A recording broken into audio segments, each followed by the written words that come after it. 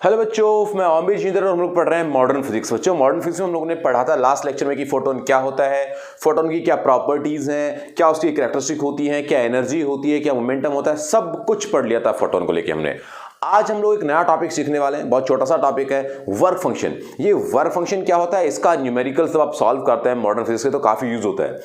Work function क्या है, कैसे हम इसको कैलकुलेट करते हैं, कैसे हम लोग किसी भी मेटल के वर्क फंक्शन को कैलकुलेट किया करते हैं एनर्जी से रिलेट करके, ये सारी बातें हम लोग सीखेंगे। और इसी के साथ साथ हम लोग सीखने वाले हैं कि जो भी इलेक्ट्रॉन को किसी भी मेटल सरफेस से एमिट किया जाता है, एग्जिट किया जाता है, या फिर मैं कहूंगा एमिशन जो होता है, तो वो इलेक्ट्रॉन एमिशन की बातें हम लोग सीखेंगे, उसके क्या क्या मेथड होते हैं। तो आइए अपना स्टार्ट करते हैं लेक्चर। आप लोग पेन कॉपी निकाल लें और जो मैं बातें बताऊं उसको बहुत ढंग से सुनना, समझना और लिखना स्टार्ट करें। तो सबसे पहले हम लोग बात करेंगे वर्क फंक्शन की। वर्क फंक्शन क्या है।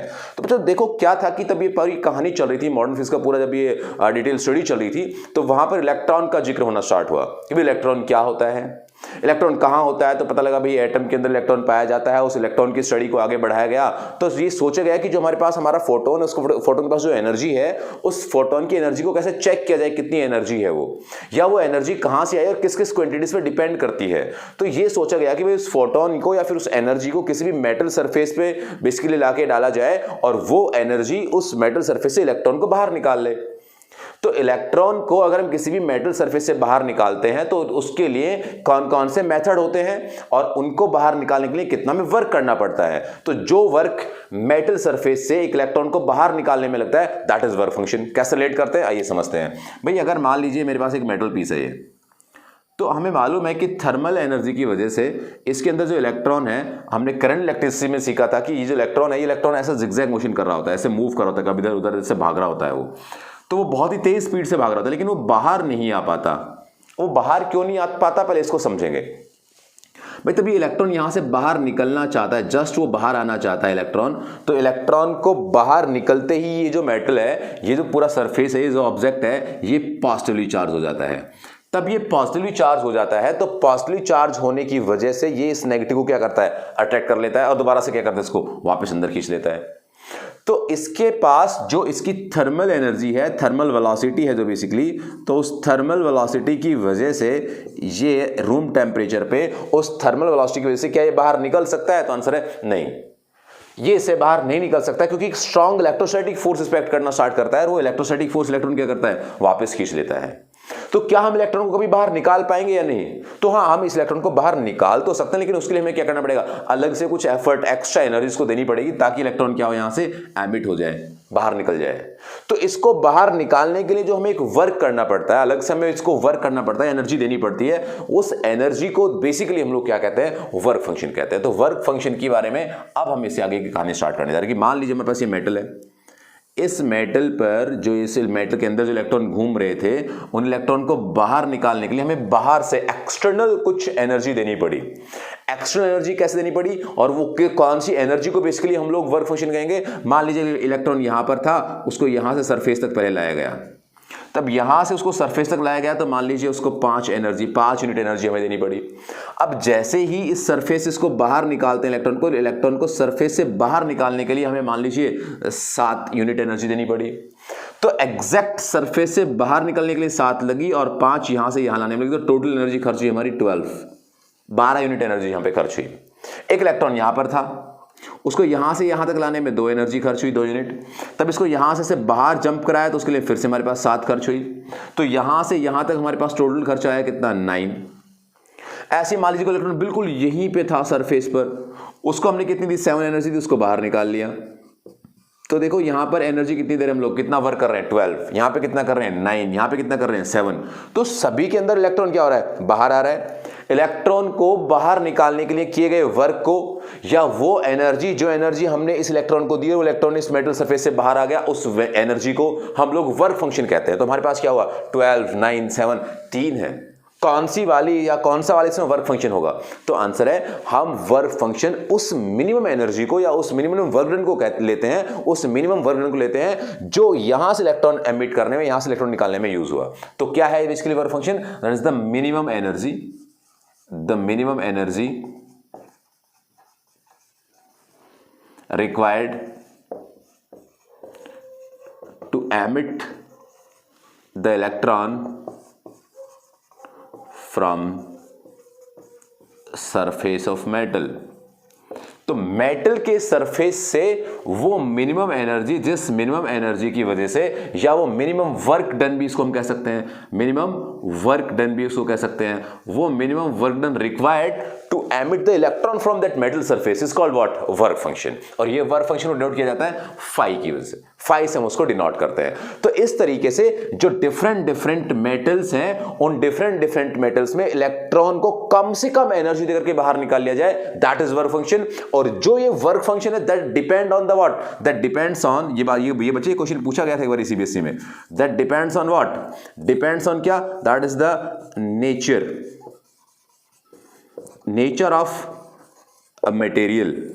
किस तरह का वो मटेरियल है, जिस मटेरियल उस बेसिकली मेटल के मटेरियल पर, या आप बोलेंगे उसकी कैरेक्टरिस्टिक क्या है, उस मेटल कौन से टाइप का मेटल है। लाइक हम बात करेंगे सीजियम की बात कर लेते हैं, उसका 1.9 होता है करीब, प्लेटिनम की बात कर लेते हैं, उसका करीब 5.6 होता है वर्क फंक्शन। तो ये डिपेंड करता है मेटल टू मेटल, नेचर पर डिपेंड करता है कि किस तरह का उसका नेचर है, और उस नेचर पर डिपेंड करता है कि उसका वर्क फंक्शन क्या होगा। तो that work function basically depends on what, तो that work function depends on basically nature of the material, कि उसका नेचर कैसा है, कि किस कंडीशन में बेसिकली वो है, उसका क्या नेचर है। और दूसरा होता है कि that is the basically second dependence is what, second dependence is surface of, या condition of surface, condition of surface. तो बेसिकली ये दो चीजों पर डिपेंड करता है, कैसा मटेरियल है इस पर डिपेंड करता है, कैसी सरफेस है इस पर डिपेंड करता है इलेक्ट्रॉन का एमिट होना। तो ये अपना होता है वर्क फंक्शन। मैंने आपको बताया कि वर्क फंक्शन फॉर सीजियम होता है 1.9 अप्रॉक्स, प्लेटिनम के लिए होता है करीब 5.6 का अप्रॉक्स। तो यहां से यहां तक के बीच में वर्क फंक्शन लाई करता है, तो वो मिनिमम एनर्जी को हम लोग वर्क फंक्शन कहते हैं।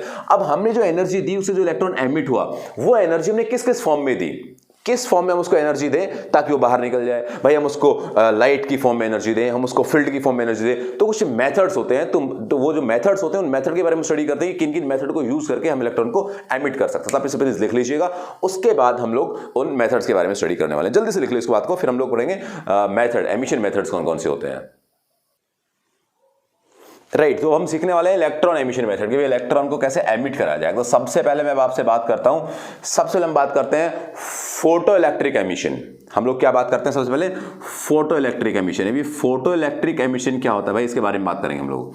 भाई फोटो इलेक्ट्रिक एमिशन, भाई इसमें क्या होता है बच्चों, इसमें हम लोग फोटोन को, किसी भी मेटल सरफेस पे फोटोन को, यानी कि लाइट को इंसिडेंट कराते हैं, और उस लाइट के इंसिडेंट होने से क्या होता है, उसके अंदर वो लाइट या फोटोन एनर्जी देता है, और उस एनर्जी को लेकर के इलेक्ट्रॉन बाहर आ जाता है। तो यहां पर हम लोग क्या करते हैं, ड्यू टू लाइट इंसिडेंट, हम लाइट को इंसिडेंट कराएंगे, तो उस लाइट को इंसिडेंट कराने से क्या होगा, उस लाइट को इंसिडेंट कराने से वहां से इलेक्ट्रॉन एमिट हो जाएगा, और जो इलेक्ट्रॉन एमिट होगा उस इलेक्ट्रॉन को हम कहेंगे फोटो इलेक्ट्रॉन, उसको हम कहते हैं फोटो इलेक्ट्रॉन। और ये जो फोटो इलेक्ट्रॉन आया, इस फोटो इलेक्ट्रॉन का अगर हम रेट देखें तो रेट उसका बहुत स्लो होता है, the emitting rate is slow, बहुत धीरे धीरे बाहर आते हैं ये फोटो इलेक्ट्रिक एमिशन में। दूसरा एमिशन की हम बात करेंगे, that is thermionic emission. Thermionic emission, ये थर्मायोनिक एमिशन क्या है, तो हम क्या करते हैं कि उस मेटल को, जिस मेटल सरफेस में इलेक्ट्रॉन को एमिट करना है, उसको हम लोग हीट अप कर देते हैं। तो व्हाट, ये कैसे आता है, that is due to heat. अगर हम मान लीजिए हीट उसको प्रोवाइड कर दें, हीट एनर्जी प्रोवाइड कर दें, तो उस हीट एनर्जी की वजह से इलेक्ट्रॉन एमिट होता है, उस हीट एनर्जी की वजह से इलेक्ट्रॉन एमिट होता है, उसने हमने क्या कहा, थर्मायोनिक एमिशन। और यहां से जो इलेक्ट्रॉन एमिट होता है, that electron basically called what, that is thermo electron, या फिर आप उसको क्या कह सकते हैं, दैट इज थर्मल इलेक्ट्रॉन। यहां से क्या होता है कि जैसे हम इसको टेम्परेचर देते हैं, इस टेम्परेचर से क्या होता है, इस टेम्परेचर से वो एग्जिट होना, बाहर निकलना स्टार्ट हो जाता है। ऐसा एक तीसरा मेथड है फील्ड एमिशन। अब ये फील्ड एमिशन क्या होता है भाई, तो हम लोग क्या करते हैं, इलेक्ट्रॉन को एमिट कराने के लिए किसी भी मेटल सरफेस को बहुत स्ट्रांग फील्ड के अंदर रख देते हैं, due to electric field, basically due to strong electric field. उस स्ट्रांग इलेक्ट्रिक फील्ड की वजह से क्या होता है, उस स्ट्रांग इलेक्ट्रिक फील्ड की वजह से एमिशन होता है, and that field approx 10⁻³ to 10⁸ unit तक मानी जाती है, यानी कि बहुत तगड़ी वाली। और यहां से निकलने वाले इलेक्ट्रॉन को क्या नाम दिया जाता है? That is field electron. उसको हम लोग क्या कहते हैं? फील्ड इलेक्ट्रॉन कहते हैं। बट ये बहुत ही खतरनाक होता है, ये बहुत ही डेंजरस होता है। उसकी वजह क्या? कितनी स्ट्रांग फील्ड आप देंगे तो वहां से बड़े चांसेस उसमें ये होते हैं कि इलेक्ट्रॉन एयर में करंट फ्लो ना स्टार्ट हो जाए, इस तरह की चीज होती है। तो ये बहुत डेंजरस मेथड हम इसको कहा करते हैं। चौथे नंबर की बात करते हैं तो चौथे नंबर हम लोग कहते हैं सेकेंडरी एमिशन। जो सेकेंडरी एमिशन है, that secondary emission is what?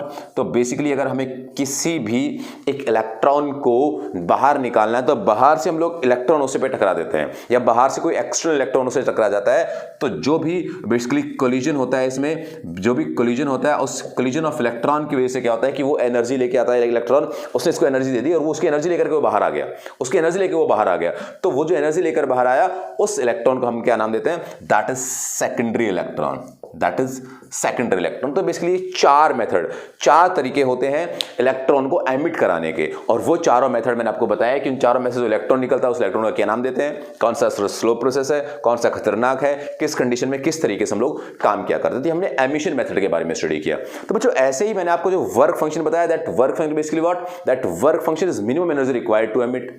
वो एनर्जी प्रोवाइड कौन करेंगे? तो उस एनर्जी को हम लोग चार मेथड से प्रोवाइड करा सकते हैं भाई। फोटो इलेक्ट्रिक लाइट की फॉर्म में, भाई थर्मा यानी कि टेम्परेचर की फॉर्म में, फील्ड प्रोवाइड करके, और सेकेंडरी एमिशन यानी कि बाहर से कोई सेकेंडरी ऑब्जेक्ट उसे जाके टकराए और उस कोलिजन की वजह से जो इलेक्ट्रॉन निकले, that is basically secondary emission.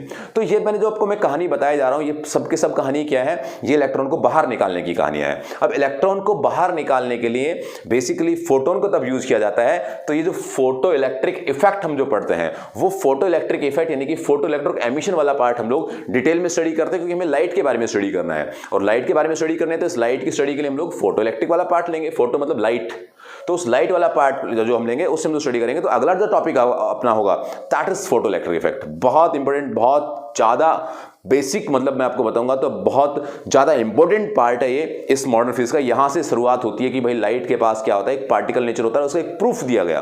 तो वहां पे हम साइंटिस्ट ने पूरी कहानी जो सुनाई थी, कैसे हम लोग एमिट करते हैं फोटॉन्स को, कैसे एमिट करने से इंटेंसिटी फ्रीक्वेंसी पर डिपेंडेंसी होती है, सारी सिचुएशन हम लोग नेक्स्ट लेक्चर में डिस्कस करने वाले हैं फोटो इलेक्ट्रिक इफेक्ट में। तो बच्चों आप लोग प्लीज बड़ी ध्यान से चीजों को समझते और नोट्स बनाते लिखते रहिएगा। ये बिल्कुल भी मुश्किल नहीं है, पूरी कहानी आसान है, लेकिन जरूरी क्या हो जाता है यहाँ पे? जरूरी ये हो जाता है कि आप कितना समझ पा रहे हैं, कितना ध्यान दे रहे हैं, कितना रेगुलरली लेक्चर को देख रहे हैं। अगर आपने वेव ऑप्टिक्स नहीं पढ़ रखा है तो वेव ऑप्टिक्स के लिए आप विजिट कर सकते हैं। वेव ऑप्टिक्स के वीडियोज अपलोडेड है। रे ऑप्टिक्स को मैंने अभी रिसेंटली अपलोड किया है, उसके भी करीब 22-25 लेक्चर्स हैं, वहां पे पूरी जानकारी उसकी है।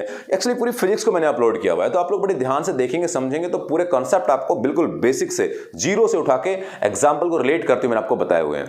तो प्लीज आप लोग उसको बड़े ढंग से पढ़ते रहिएगा, समझते रहिएगा। अगर आपको कोई इश्यू आता है तो आप मुझे कमेंट बॉक्स में जरूर लिखिएगा। तो नेक्स्ट वीडियो में आपसे फिर होगी मुलाकात, तब तक के लिए खुश रहिए। Thank you very much.